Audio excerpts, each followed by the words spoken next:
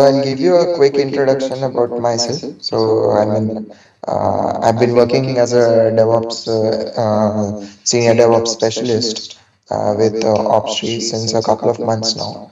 And prior to this, I have around five years of experience with working with different DevOps tools and solutions. Yeah, that pretty much sums up my exposure. I'll not go into the details of the tool stacks and everything and bore you. So let's start off with your introduction. Like, Yeah, yeah. yeah.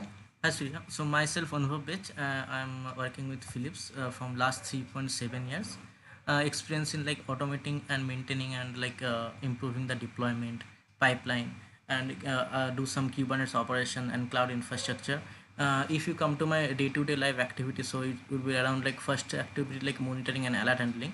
So we have to monitor the pod health, infrastructure usage, and also service uptime using Prometheus, Grafana, AWS CloudWatch, and then we are using Jenkins for CI/CD pipeline. So I have to work like pipeline maintenance and creation, multi-branch Jenkins pipeline, and also artifact promotion. We integrate these things with SonarQube for like code quality check and also Trivy for image scanning, vulnerability scanning, and also we are doing like parameterized pipeline basically for dev queue and pod environment. We are using Okay. EKS cluster we are using, so we have to do Kubernetes operation pod management. So I have to write like some deployment and deployment file, and also I'm maintaining 10 plus microservices over there. AWS EKS, we have to write like a Kubernetes manifest file, deployment service ingress, config map, secrets, this kind of things I have to write. And then we are using basically Service Max for incident handling and also Jira ticket. So we have to Okay. respond these things by Jira and SMAX ticket. And we are Mhm. using Ansible for automation. We have to write like Ansible, reusable Ansible file. We are using Ginger template and all those things. And cloud, Okay. we are basically using AWS. So we have to work like AWS different services like EKS cluster, EC2 instance, S3 RDS, IAM role, Route 53, and also we are using this Terraform for EKS cluster setup, VPC setup, this kind of things. Okay. Understood. Anubhav, we'll go in a structured manner with the interview. We'll cover all the verticals in the DevOps space. So, let's start off with core, like from the OS layer, from the Linux instance itself. So, how comfortable or how would you rate yourself with Linux? Obviously. Out of five, I will rate myself basically around 3 4. Okay. Okay. So I'll give you a few scenario-based questions with regards to Linux. So let's say I have a log file system. So I have a log file in my var log directory. Let's say abc.log, and that log file is getting full quite frequently. So uh, how do I go about? Like, what are the different options that I have to make sure that that particular log file doesn't get full again, and I maintain a specific size. Let's say I don't want to let the log file go beyond 30 MB or 40 MB because I don't want my root file system to get full. Uh, okay, so for that, see first we put condition. So here we have to write some script, right? So basically we have to write some script, and that script uh, it will be what condition we give, like more than 30 MB. Like we also compress this file by tar or xbzdf. Like that way means we can do. Okay. So any other way that you can think of, let's say Linux utility. Basically Linux command. Yeah, I mean, it's a utility within Linux, which can directly help you achieve this. I mean, you can write a template and supply that. Basically this condition 30 MB. Yeah, so I mean, you can do multiple things. You can truncate it, you can compress it, you can set how many files should I store. So, mm, okay.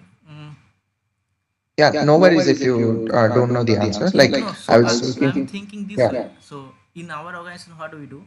So we'll do Mm-hmm. basically create one script. Okay. So that script Mm-hmm. basically means we all those things like 30 Mbps or compress this file. See, today our means log file is generated. Okay. Then we'll Right. compress it. Okay, by this script, and we run this script by like this cron job, basically. So this way we doing these things. Okay. So I was basically looking for log rotate. So Okay, log okay, okay, rotate yeah, is yeah. about, Okay, so yeah, log rotate command is there. So by using this log rotate hyphen d and then give our file name, so it will be like yeah, compress and like rotate these things and this kind of things. Copy old log. Okay, okay, okay. yeah. Uh, okay. So I'll give you one more related to this itself.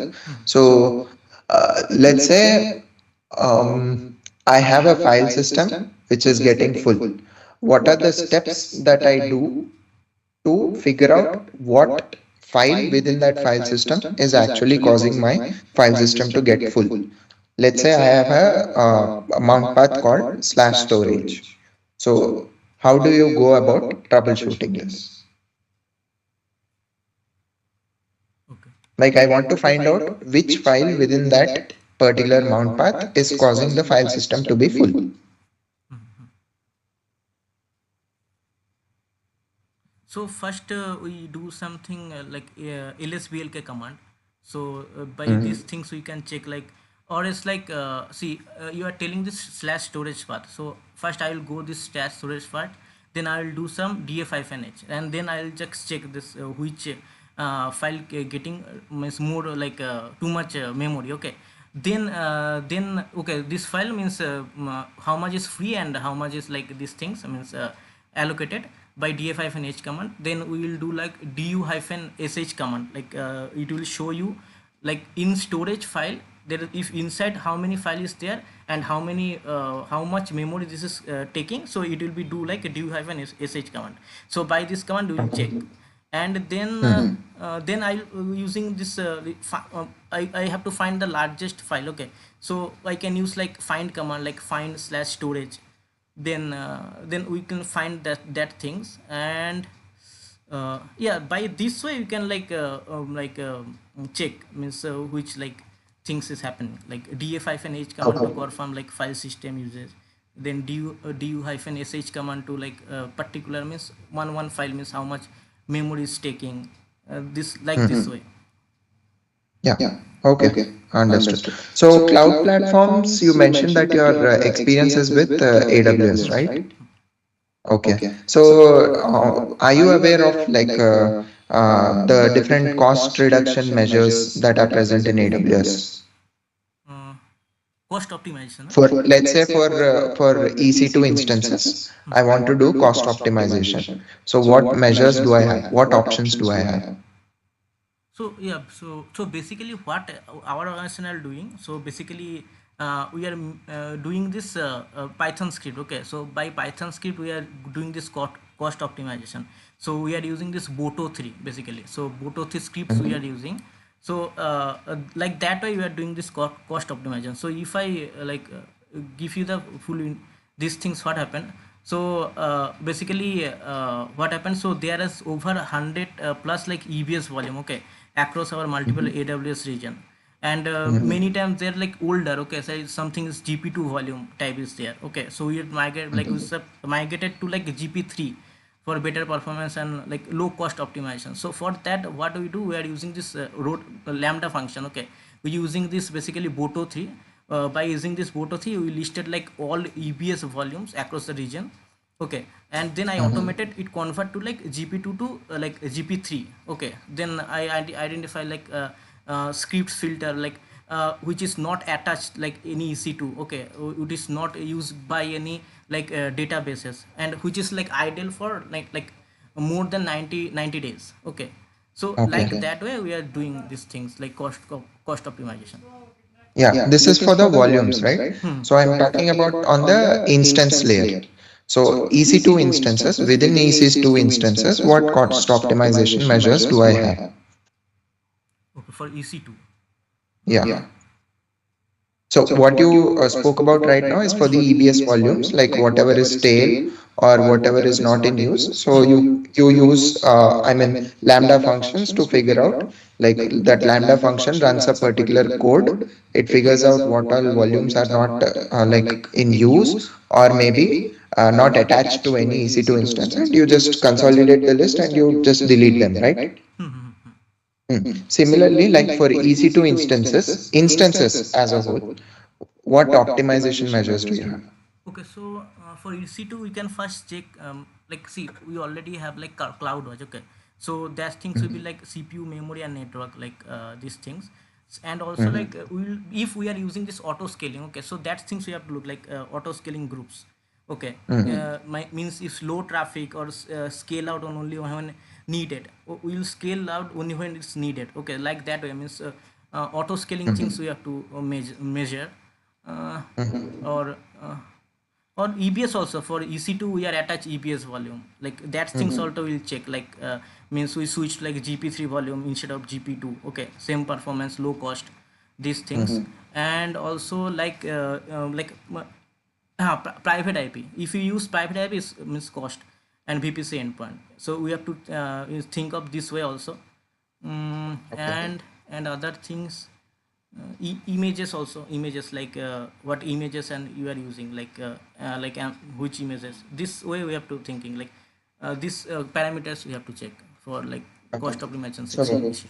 yeah, that's what I was looking for. And like there's one more thing, like the spot instances where you can, yeah. Means which is not using. Mm.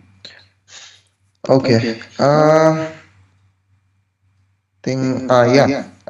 Could you like explain me briefly what the differences between a network load balancer and an application load balancer is? Okay, so network load balancer basically it will work in the like network layer basically. So uh, there is like we have 7 layers in basically.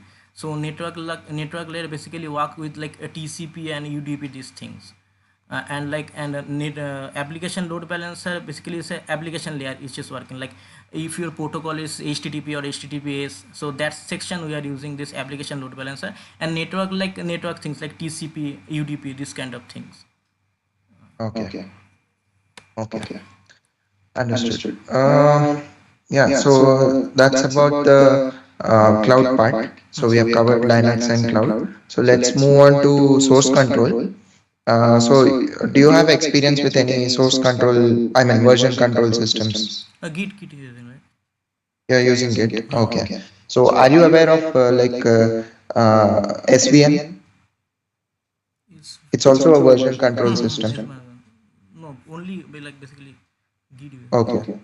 So, like, could you distinguish like what's the difference between a distributed version control system and a centralized version control system? And if I were to ask you to categorize Git under one of them, what would you categorize it as? Okay, centralized. Yeah, so for Git is basically you are using, and SVN is by um, SVN. There is like No, don't go with SVN. Just differentiate between a distributed version control system and a centralized version control system. like yeah, so means distributed basically Git, and Git is like basically we have like full copy of like repository. Okay, so like we have full copy of the repository. And if you talking about like centralized, so they have like single center, like a single center server, so that's hold like all the repository. So this differentiation is there. Okay. Um, yeah. So can you explain me the difference between Git merge and Git rebase? Git merge and rebase. Yeah, Yeah. so basically only like I have to say like only one differentiation is there. Like if you do the Git merge, then you don't have any like history of the commit. Okay, but if you use like rebase, so that time you have the like after merging you have last you have like history maintained, so there one extra commit will be there. Okay. Okay. Okay. But But the the extra extra commit, I commit I believe, is believe is for the for the merge, merge, right? right? Merge Merge commit commit has has the the extra extra commit. commit. Rebase Rebase doesn't doesn't have the have the extra extra commit. commit. Rebase Rebase just just directly directly copies all copies the all the commits commits from the from the branch branch that you that are you are rebasing. rebasing. Like yeah, git, yeah, git merge it will create one new extra commit, and git rebase like Okay. their own, yeah.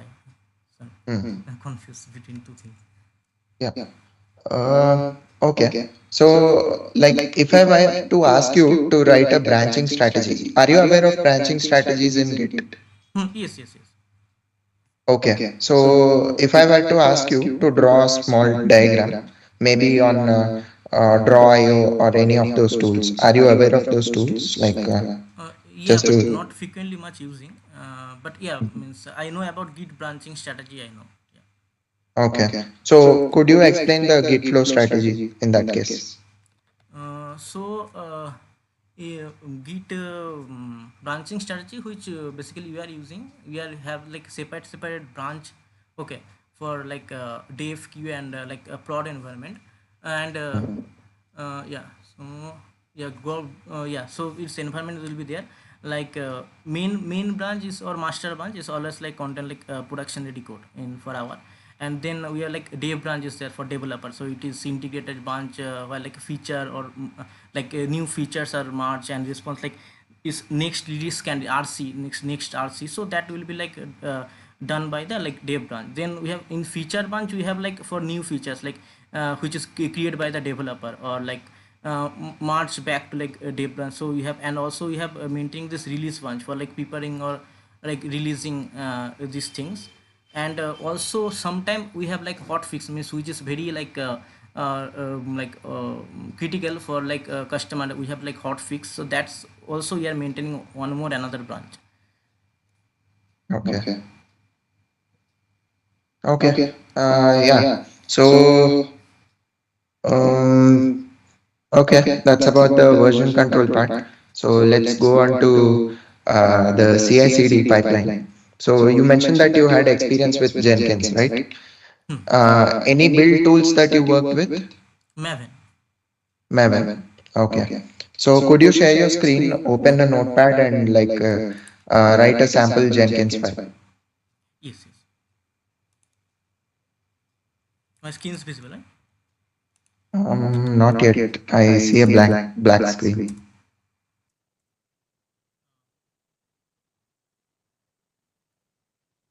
Yeah, it's visible Visible now. now. Visible.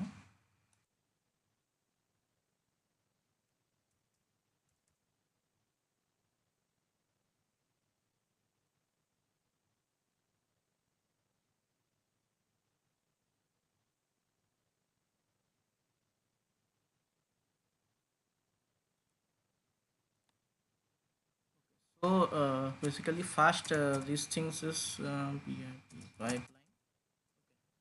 At this pipeline, I'm not like doing any indentation. Okay, so it will be like miss. No, No, that's that's okay. okay. So any Yeah. we will, like agent we can give like then like if you are using any kind of environment variable, so we have to put it here like environment section. Mhm. Mm. So in environment, if you use any kind of things like we have, and if you use any kind of tools, okay, like see maven tool we are using, so you have to use here like maven mmp, and like that way we have to use over here tool section, we have to put it over here. And then what things is like, then it's come under stages uh, and here we define any kind of stages like stage uh, something like checkout. Mhm. Then inside stages here,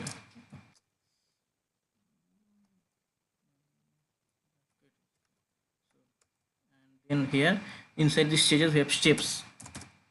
steps inside the steps give like git command like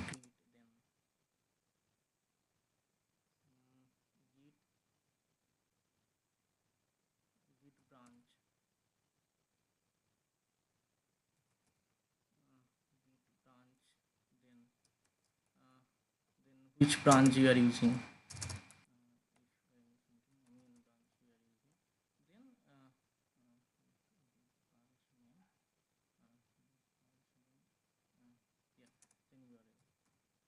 yeah then you have to give git url. Okay, this section is done.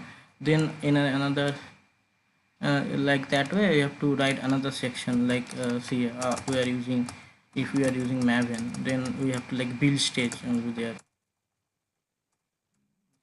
Build stage will be there. And here like sh command you have to use sh,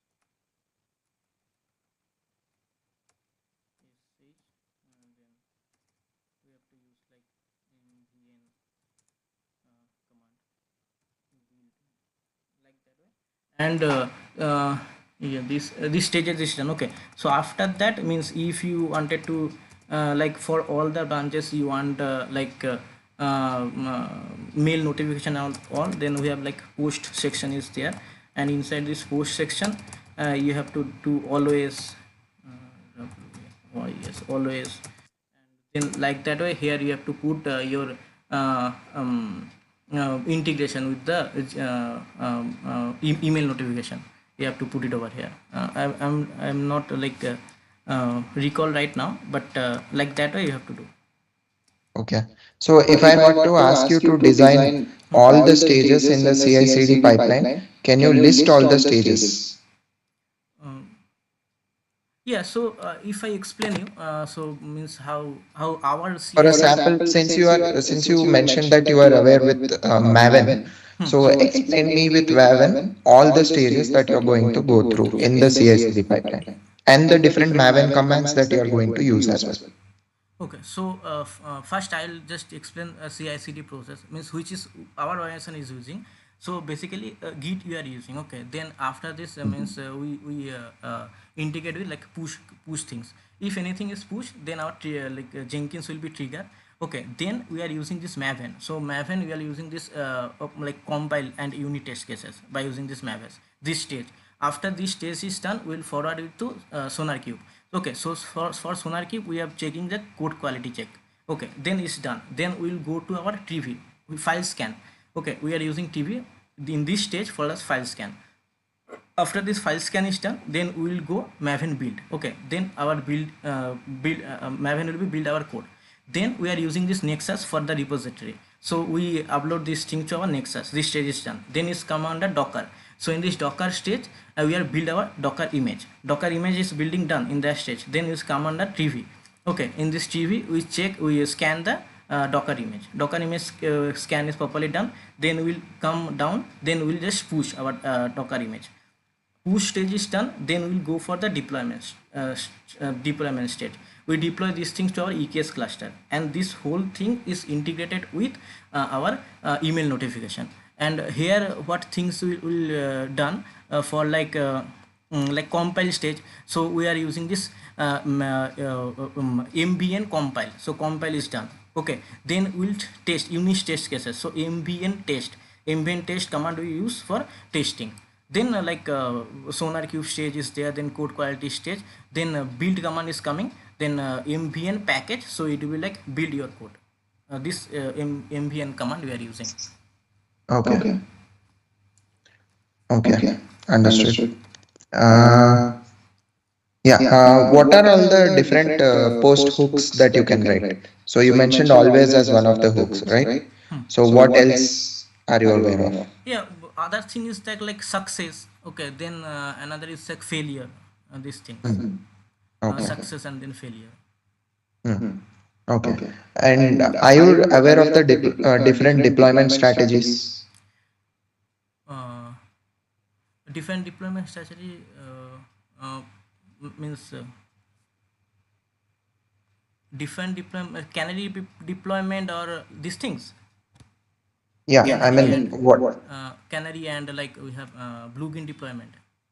Hmm. Yeah, these things I ever did. So basically for the blue gin deployment, what we will do, we just maintaining like suppose gin deployment is going like in the live, and one new release is coming, so we will just create one like deployment file for it. Okay, and service will be same, service is the same only. Okay, and then see, our green deployment is currently working. Okay, then we deployed our blue, and we just change the service. Currently our service A is pointing to our green. When blue is there, we just forward this traffic from here to there, just normally forward this traffic. And canary deployment, basically see, we have HTO. Okay, in Kubernetes we have HTO, but HTO is very difficult to manage this canary deployment. Okay, so for that we are using this Argo rollout. So Argo loaders is basically very best things for the canary deployment. Canary deployment is basically what happened. See, you have different pods and services. Okay, so we just wanted to 10% traffic going to be new, and like 90% traffic. Okay, then we have like time bound for like 1 day. Okay, after 1 day, or 12 hours, then we'll again shift the traffic from 50% here and 50% for the new. Okay, then we'll that things like, okay, it is stable, then we'll just 100% move it to our new deployment. This is the canary deployment. Okay. Okay. Okay. Okay. And And like, let's let's say say I'll I'll give give you a you a scenario. scenario. Let's Let's say say I I have a have a blue blue green green deployment. deployment. I I already already made made the the blue blue deployment deployment and and like like the the green green deployment, deployment, both of both of them them in the in the production production environment. environment. Okay. Okay. So So once I once I did did that, that, so so as as soon soon as as my my so my so my green green environment is environment is live live right right now, now, and my and my blue blue is the is the new new release release that I that I have have got got into into the the production production environment. environment. So So as as soon soon as as my my blue blue deployment deployment happens, happens, so so database database scripts scripts run run and the and the database is database is updated. updated. So So post the post the database is database is updated updated and and I I see see that my that my blue blue version version is is running. running. I I don't don't like the like the blue blue version version somehow. somehow. I I feel feel that that some of some the of the features in features the in the blue blue version are version are not not fit fit for for me me, and I and I want to want to do a do a rollback. rollback. What What rollback rollback strategies strategies would would you you suggest? suggest? Okay, but the database already updated. Yes. Yes. Mm. Okay, let me think. Mm.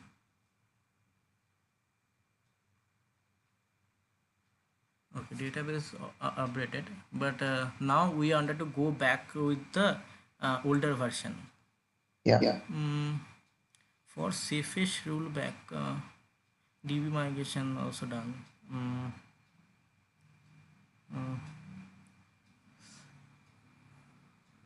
mm, okay. Like you.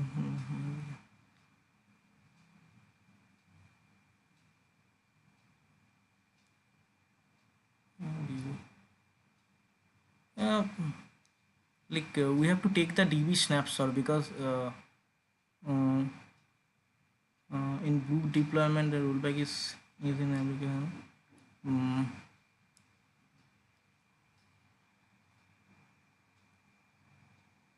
mm,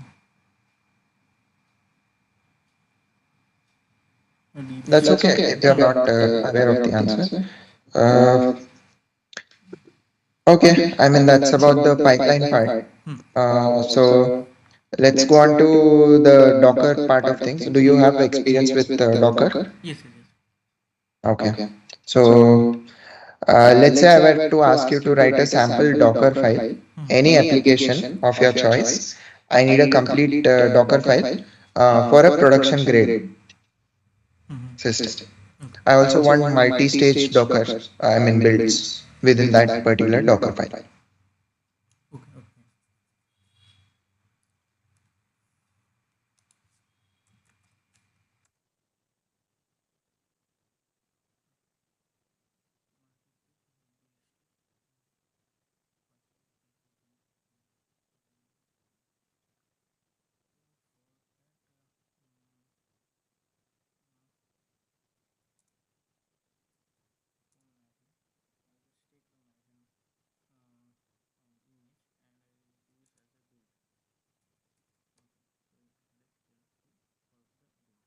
Then I have to set up the working directory.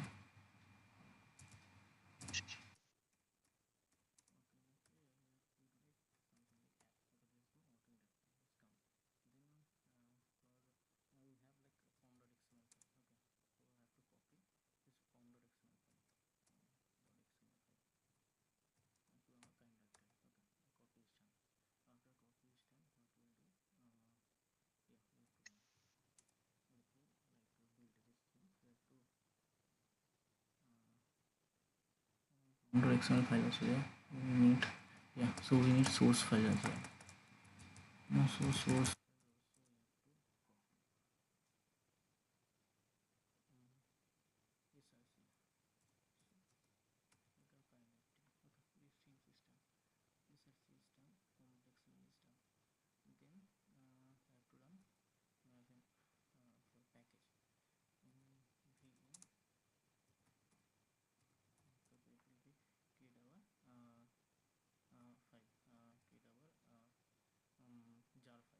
So after that, we have to come run stage. So run stage, we have to take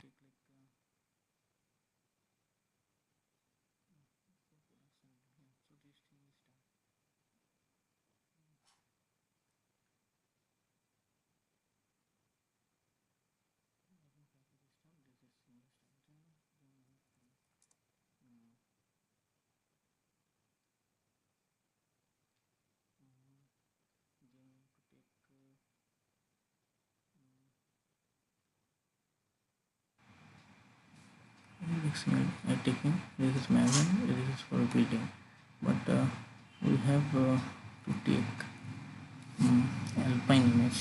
What image we can? Eclipse image. Mm, this one alpine image is there, but I not able to recall the name of this. The The exact exact name name is is okay. I okay. I mean, mean, you you can can write write any any image. alpine image we have. Okay, so then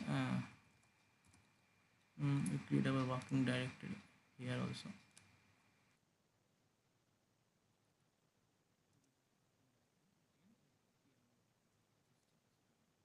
Jar file from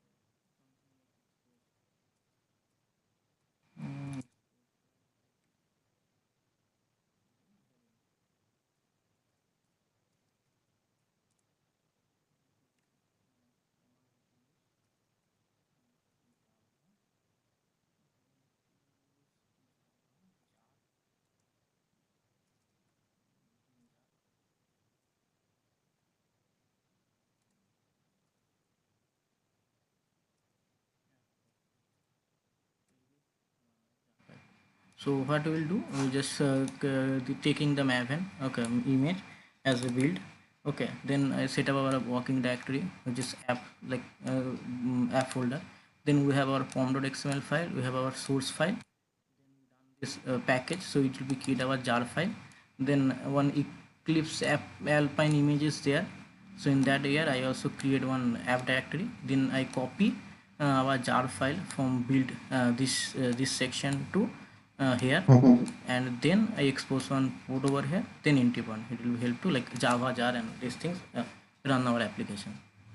Okay. Okay. So, So, like, like, uh, what's the what's the difference difference between between copy copy command command and and add add command? command? Copy and add. Hello.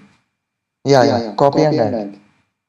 Copy command basically, add basically is help like if you are using URL also na, so add command help over there also, but copy command can't. Hmm. Okay. Okay.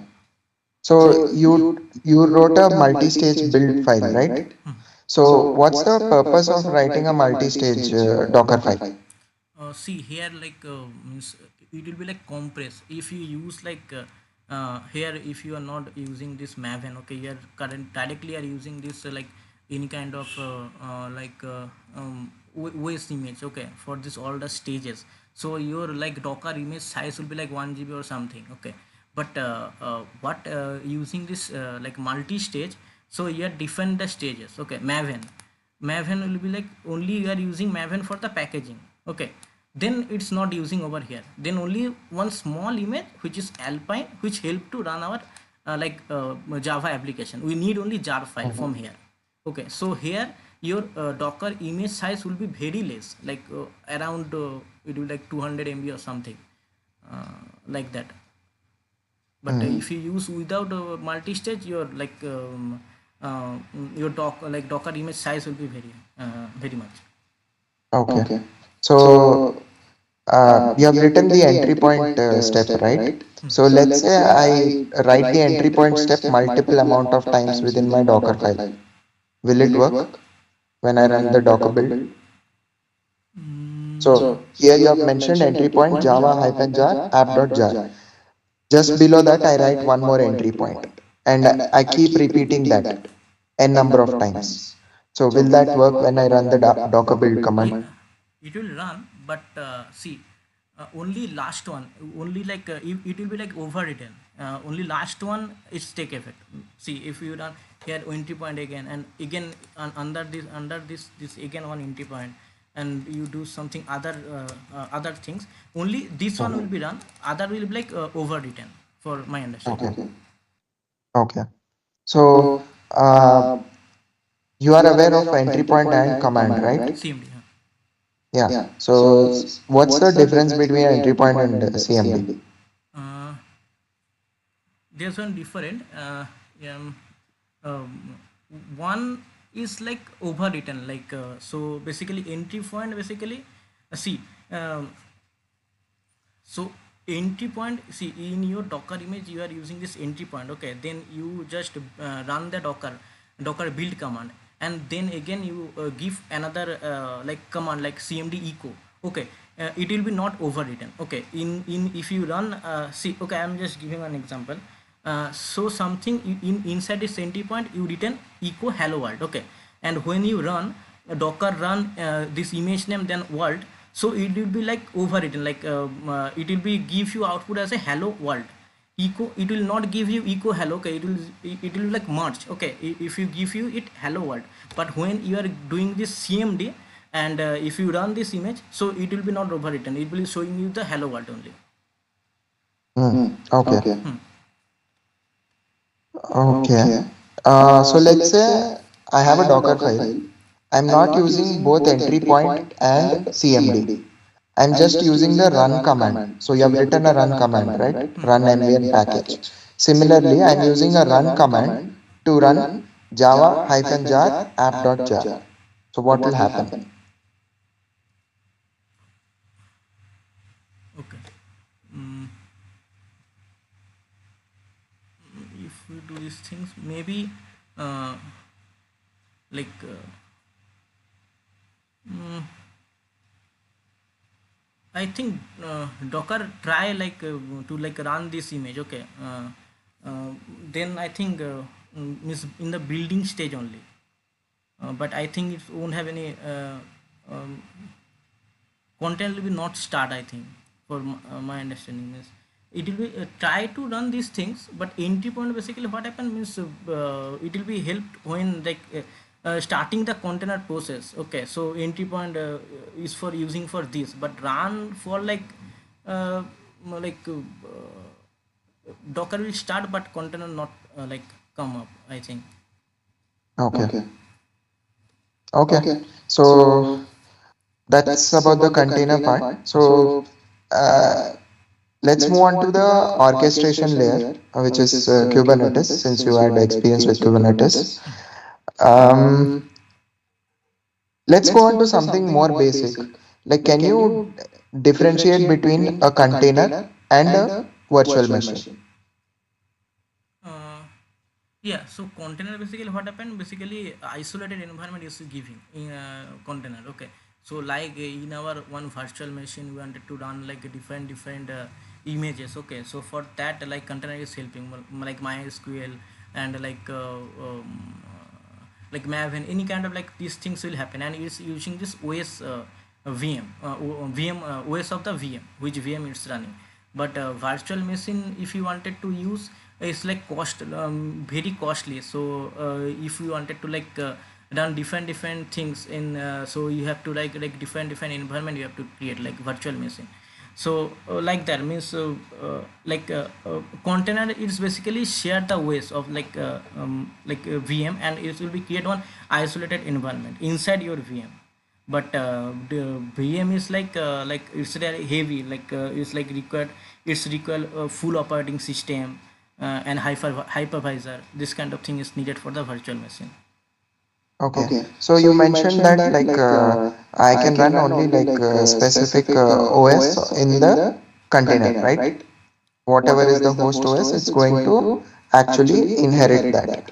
So let's say I have a host OS which is running Linux, and I wanted to, or maybe let's say I have a host OS which is running Mac OS. Okay. I install like containers. I install Docker on my macOS machine, and I install containers which are Linux based. Will it run or will it not run? Mm, for Mac. Yeah, Mac or Windows or whatever it is. Any other operating system other than Linux. Okay, host OS basically Mac OS, and I try to learn Linux for using these things. Container. Container. Trying to run a container which has Linux in it. Or let's say my host OS is Windows, and I try to run Linux containers within it.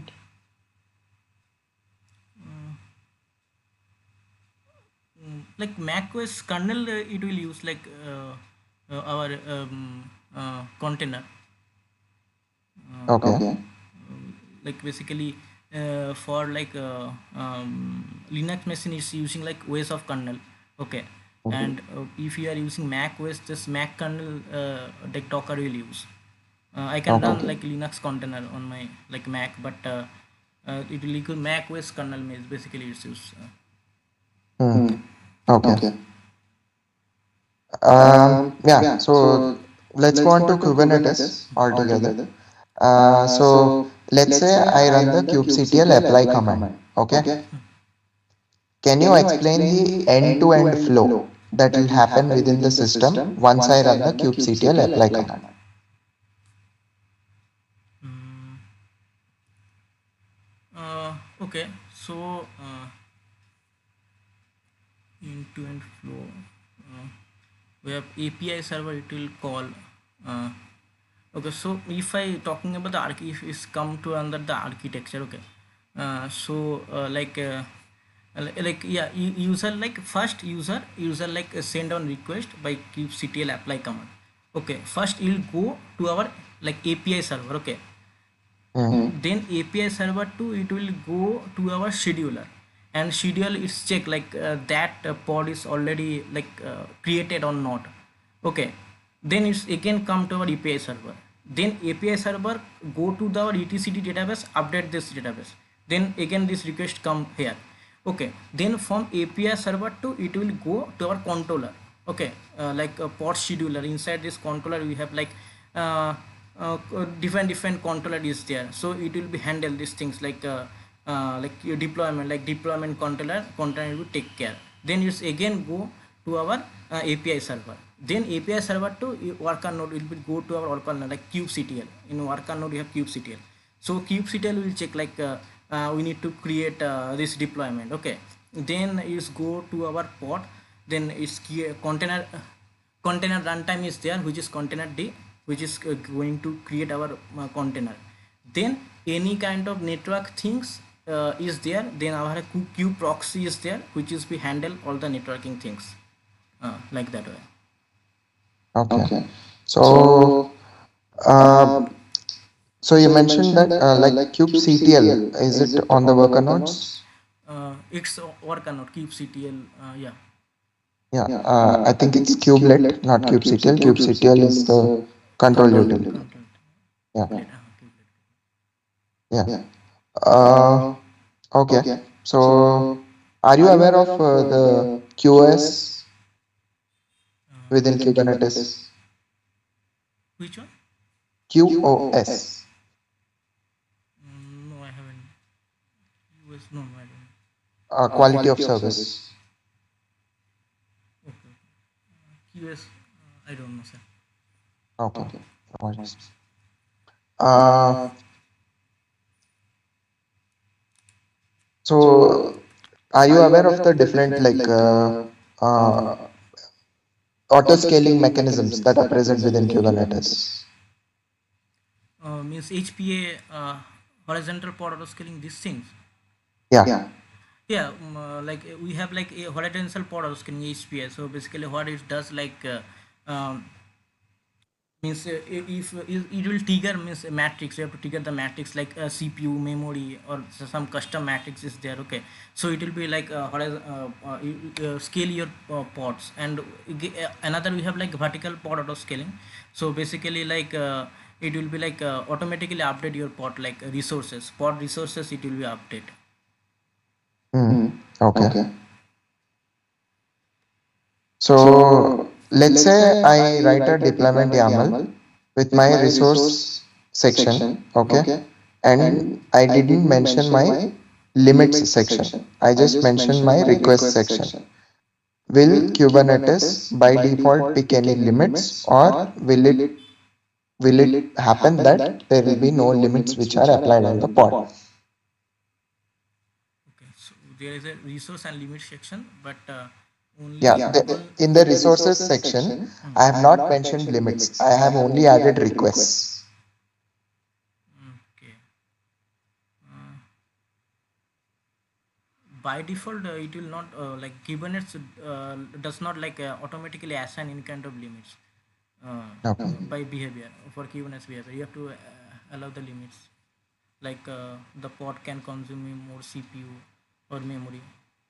Okay. Okay. So So basically, basically, it it works works using using QoS, QoS, quality of quality of service. service. So So if I if I have have something something called as called as burstable, burstable, then then I I don't don't have have limits limits within within it. it. If I If have I have something something called as called as guaranteed, guaranteed, then my then my limits will limits will be be equivalent to equivalent to the the requests. requests. So So even if even I if I don't don't mention mention limits, limits, there will there be will be limits which limits are which are applied. applied. Okay, it will help by this QoS, huh? Yes, Yes, QoS QoS is is what what handles handles that. that. Okay, like by default, the Kubernetes not handling. So for that reason, we have to use QoS. Yeah, Yeah, Kubernetes Kubernetes has has something something called called as as QoS QoS classes, classes, okay, and and it's a it's a very very important important concept concept within within Kubernetes. Kubernetes. That's That's what what controls the controls the functionality of functionality a of a particular particular pod. pod. Okay, okay, got it, got it. Yeah, thank you Yeah. for the information. Yeah. Uh, Uh, okay. okay. So So let's let's say say I I have have 100 100 different different namespaces. namespaces. Each Each namespace namespace has has one one deployment. deployment. Okay. Okay. I I want to want to write an write an automation automation script. script. Let's Let's say, say what what scripting scripting language are language you are you comfortable comfortable with? with? Bash, Bash, Python? Python. Uh, uh, Basically, Bash we are using. Okay. Okay. So So write me write a me a bash bash script script to to get get this this job job done. done. I I want to want to update update the, the, uh, uh, let's let's say say I I want to want to update update the the image image name. name. One second, Image image name. name. Sir, one Yeah, second. Yeah. Someone is in sure, the sure, door. Just I tell sure, that. sure, Sure. sure. भैया अब मेरा ये चल रहा है अभी interview चल रहा है आप दूसरा कोई रूम दिखा दीजिए सेम टाइप का ही है मेरा इंटरव्यू चल रहा है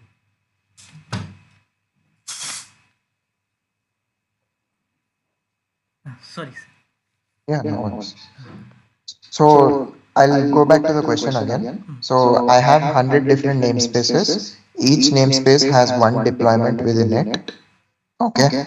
I I want to want to update update all the all the different different deployments in deployments in all the all the namespaces, namespaces, and I and I want to want to different, different like like let's say let's I say I want to want to set set the the image image name name to to some some other other name. name. Let's Let's say say I I have have an an image image name name which is which is currently currently running, running, and I and I want to, want to let's say, let's say update the update the image image tag tag within within all all those those deployments. deployments. All the deployment, all the different Yes, namespaces, yes, all the all of all them. of them. Yes. Yes. I I want want a a script script in in Bash, Bash since you since you said said you're you're comfortable comfortable with with Bash. Bash. So I So I need a need a Bash Bash script script for for achieving achieving this. this.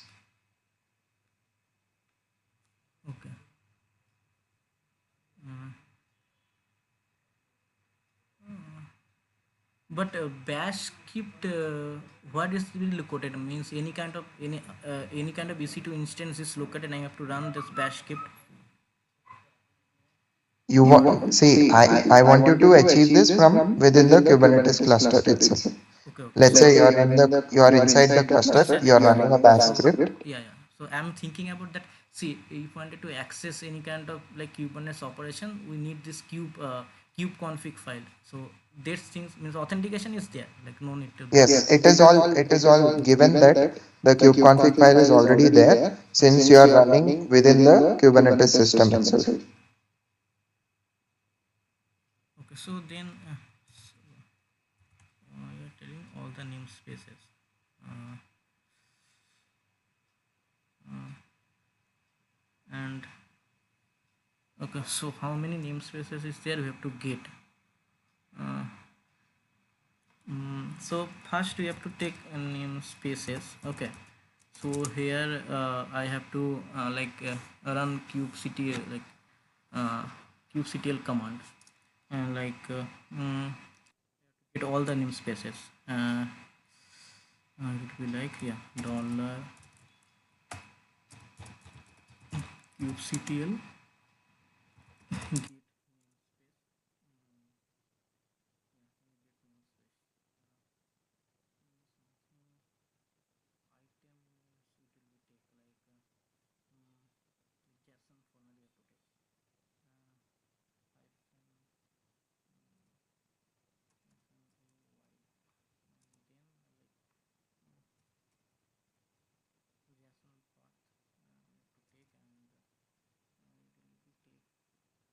in one by one. Uh,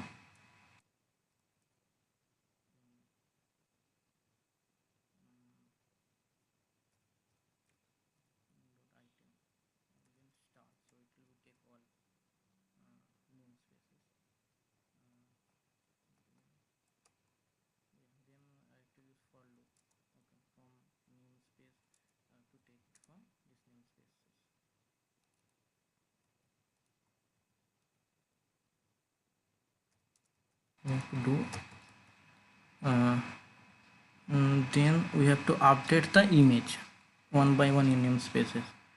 Uh, then mm,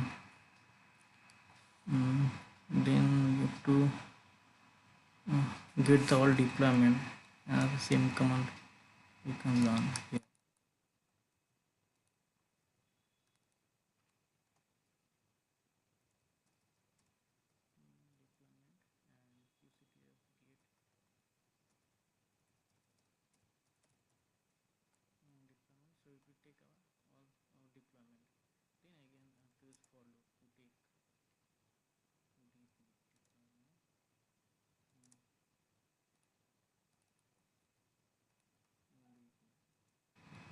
Okay,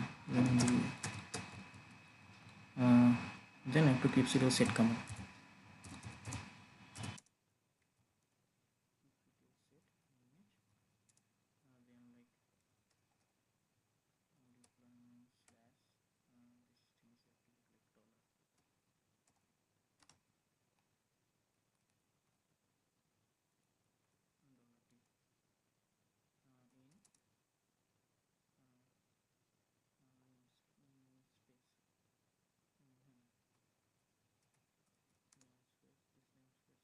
Finish.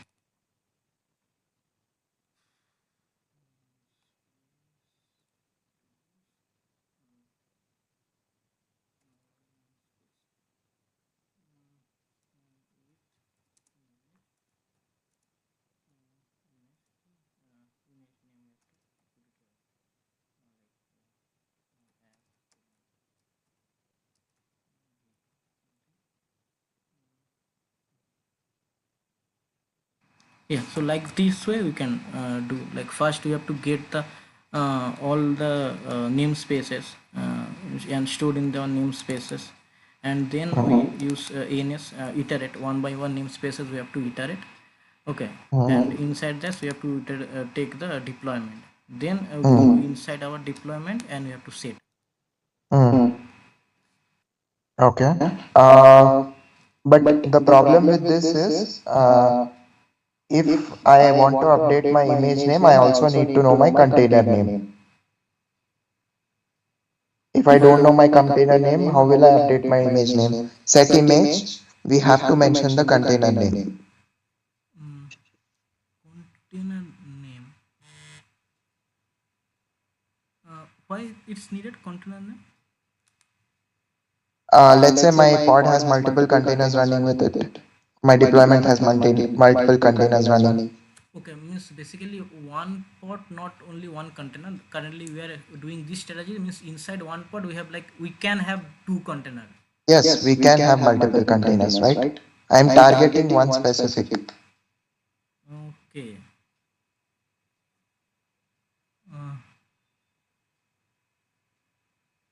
Uh, then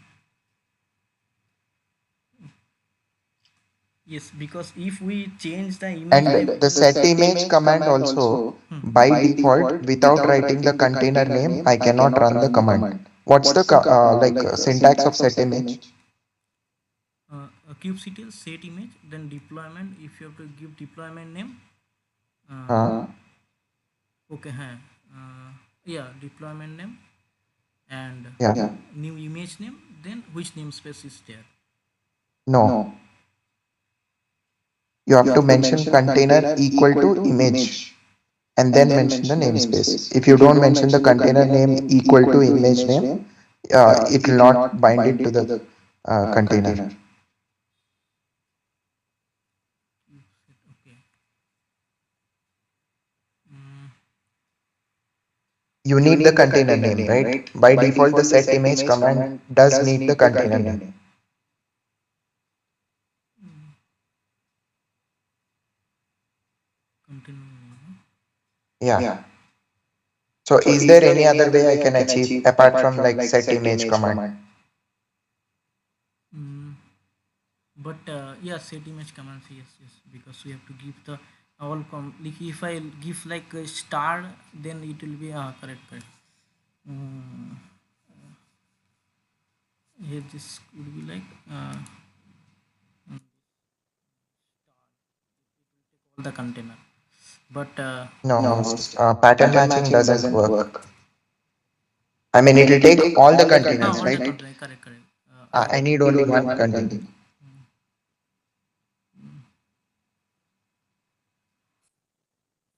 So apart from set image command, Hmm. is there any other way I can achieve this? Uh, okay, so basically, uh, we want to change like one container inside one pod without using kubeset command. Yeah, kubectl set command is not dynamic because I need to also track my container names. I don't want to do that. I want to achieve it with some other command. Okay. And at the same time, I don't want to do it manually where I go kubectl edit deployment and then I go inside and edit the deployment. Rather, I want to achieve it with something automated. One container, but only specific container. Yeah, within a specific container.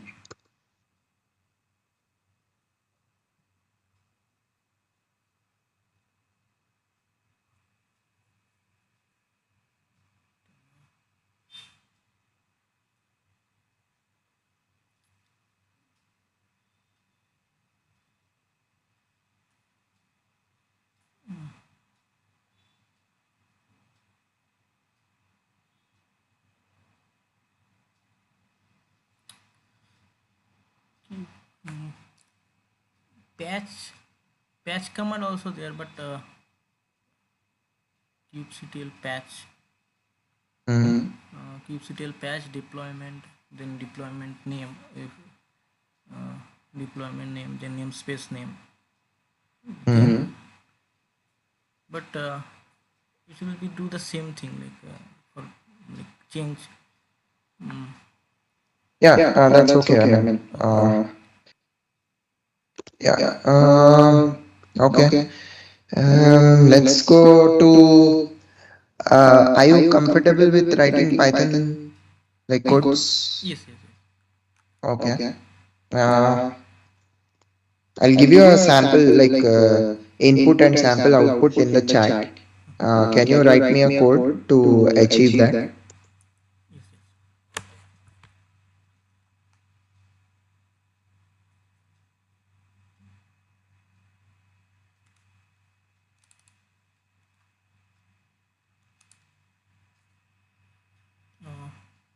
Uh, Just a second. I'm putting it in the chat.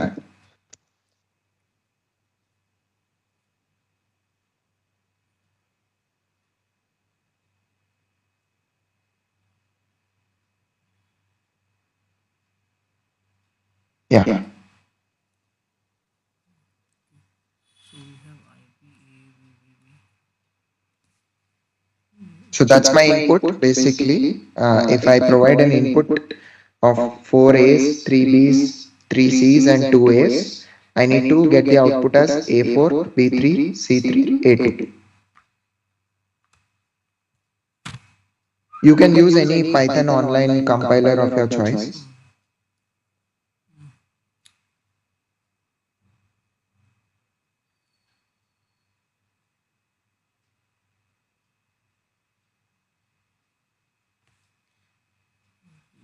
Output uh, input double triple A.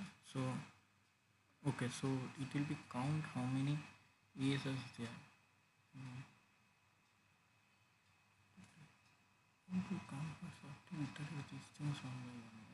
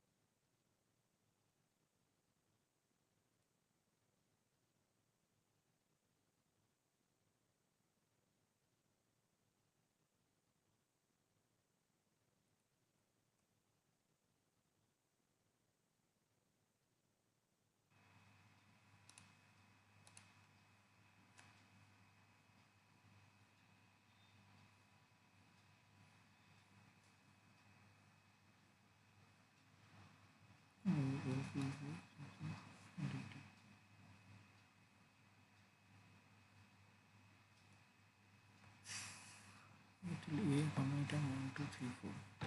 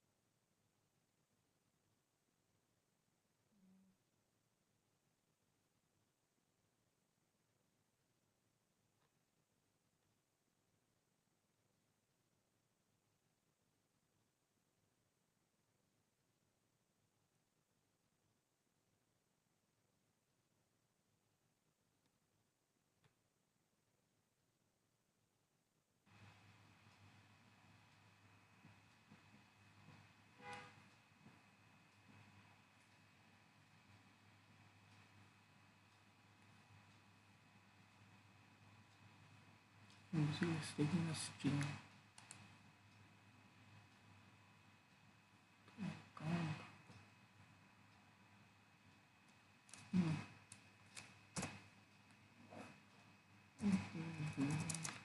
There string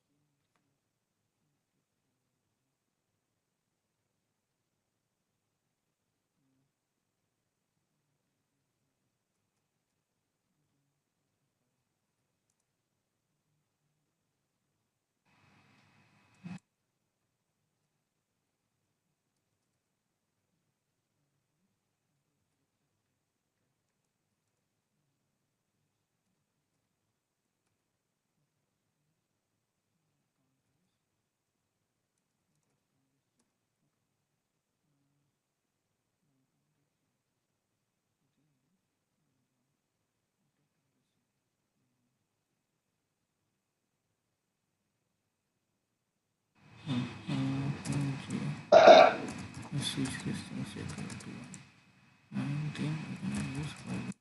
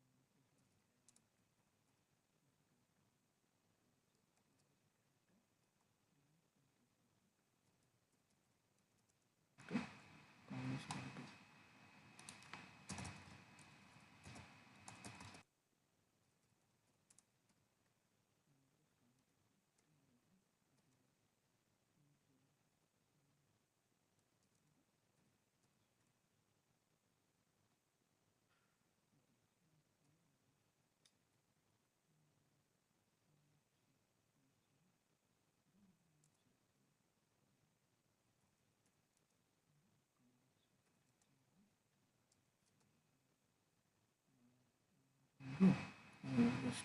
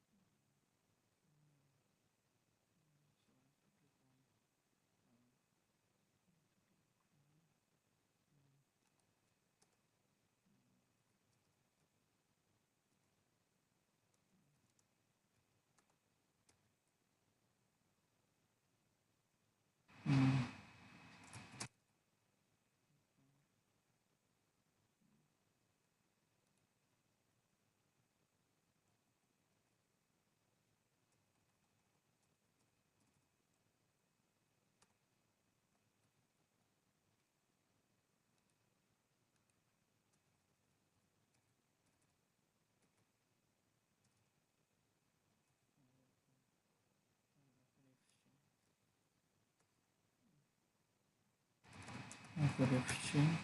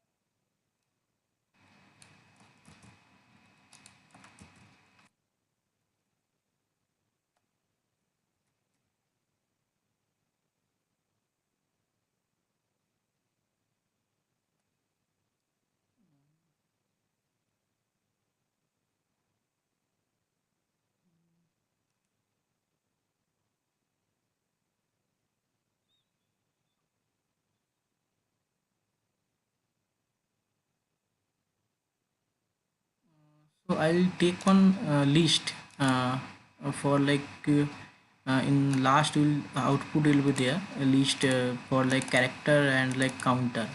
So first I'm just taking string from this function.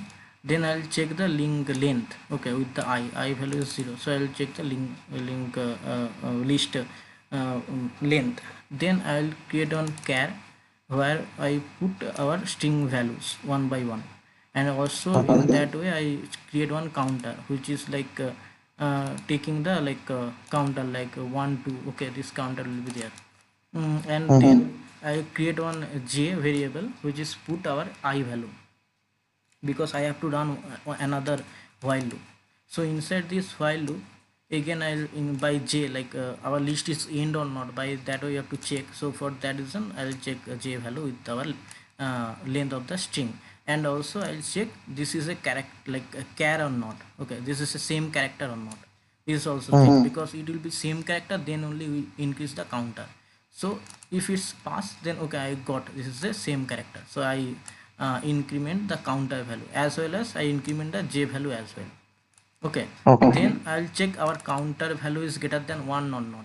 Okay, if it's greater than 1, then I already create one list, and is this list only for print the value. So here like this way, the output format what is it given by you, this is like A4 B3. So first I will take the character, and then second I will do the, this is one kind of F string. Okay, so second I'll check the counter value. So like that way I increment the list, because it's like that way it will be stored list value. But I Okay. think I did some a keyword mistake. If I run, I'll get definitely uh, error will be there. But this is the logic, means this way we can uh, do this logic. Basically, not much using Python. Actually, taking Python basically help of the sometime online Slack over for ChatGTP. Mostly I use these things Bash, but Python logic building I know like. Okay. Uh, what's the time complexity of the code that you have written? If I talking about the time concept, so how many loops I am using? So I am using one loop, so big O of n over here, and big O of n square. I'm thinking because this one for loop, this while loop is there, so this taking of our big O of n, Hmm. big O of n, and also these things also there. So this is also taking big O of n time. So big O of Okay. n square. Hmm. I am reading this in my graduation. Yeah, yeah. So basically, like what I was looking for is an optimal code using a single for loop or Okay. while loop, whichever it is. Because this code basically increases your complexity, right? Yes, You yes. can achieve it with a single loop as well. Yeah. That's okay. What monitoring tools like did you work with? Prometheus Grafana, and Okay. for Prometheus Grafana for Kubernetes operations, and Hmm. Hotel also we are using little bit. I'm not much using these things, but it's indicated there also. And this is set up in a this way that it will be give our like Slack notification. Alert manager is also there. Okay, so alert Okay. manager we are using for the Slack notification. So it will be alerting comes if it's a critical, then it will become like red, and warning it will become yellow, like that way. This alert manager also indicated. Okay. So if I were to ask you to mention a few key metrics on which you are going to design an alerting mechanism. So can you list a few key metrics on which you feel personally that are important to do alerting on? CPU utilization, memory for note section, and if you Hmm. come under pod deployment and pod, so there is like OM killed, how many times pod restart, this kind of key metric is there. And if you come to like application section, then like HTTP request, latency of this request, how many user logged in, like that way. Okay. Open telemetry. So yeah. So let's say I'm doing on HTTP requests. I see a lot of HTTP 503 errors. Okay. What will be my steps in debugging this 503 errors? 503. How do I figure out what is causing these 503 errors? Okay, so if I'll tell like how I troubleshoot, so basically you have to check the event logs for what is the event logs there, like kubectl described, you check the event logs. And also kubectl describe SVC, if you put ingress your endpoint is properly or not, like and port is open or not, like that way, like kubectl describe SVC, by that way you have to check like this is come under HTTP request. So your endpoint is properly matching or not, and then you have to check the ports, open ports is properly or not. And then if some no nothing is from our Kubernetes section, then you have to check like some Linux command like ins lookup, like DNS resolution is not, or then D command, or say curl command, curl hyphen b, like that way you have to troubleshoot these things. Okay. So let's say I figured out that there is no issue from The networking layer, like the DNS resolution is perfect. The endpoints are also perfectly matched. Which layer will I actually look at next For to figure out if there are any 502 issues? 502 error, right? Yeah, 503. 503. Okay, nothing from this side. Network layer we are short, so nothing is there. What happened? Not networking layer. The DNS resolution is fine. The service is also mapped to the correct pods. Okay, so then next step we have to check like application logs, like um, what your application log, like resources usage, like if CPU utilization is too high, then again also you are getting this Mhm. error, like Okay. CPU memory. Mhm. Uh, Let's say my utilization is also not high, and I have seen that there are no logs in my application also. So, what do I do next? When I'm making a hit on the endpoint, I don't see any logs in my application layer. okay, means load balancer is nothing is there. Ingress controller also fine, uh, and also we are not able to see anything in our Kubernetes logs. Mhm.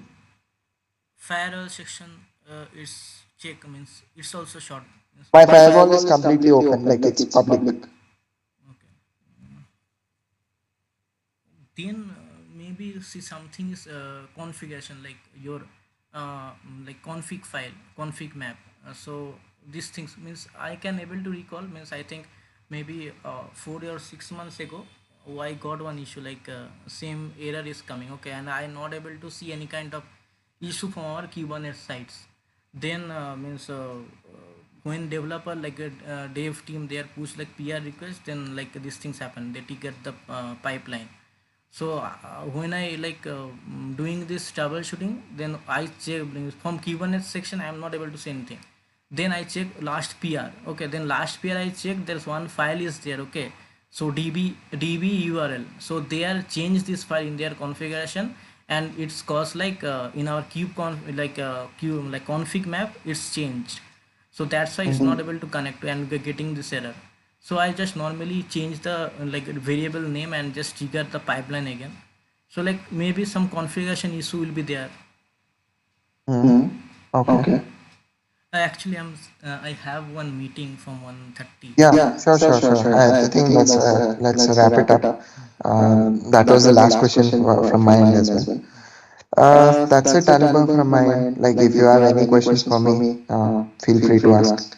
Yeah, so there we are using means hybrid cloud, or like only focusing on the AWS uh, cloud. Not exactly. Like, it depends on the client that you're going to work with. We have like multiple clients.